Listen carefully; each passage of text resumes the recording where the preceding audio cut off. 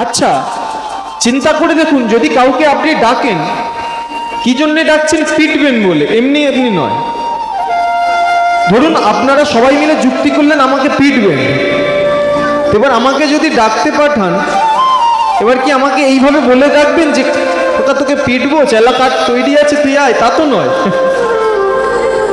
একটু লোভ দেখাবেন, একটু ভালো ভালো কথা বলবেন, খাওয়া দাওয়া ভালো, এইসব নানান রকম লোভ দেখিয়ে আমাকে ডাকবে, আর নানান রকম অন্য কারণ দেখিয়ে আমাকে ডেকে এবার পিটন শুরু।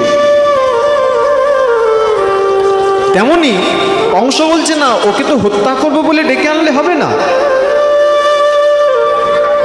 তাহলে কি করতে হবে? আমি করব ধনুর যজ্ঞ। কংস করবে কি? ধনুর যজ্ঞ।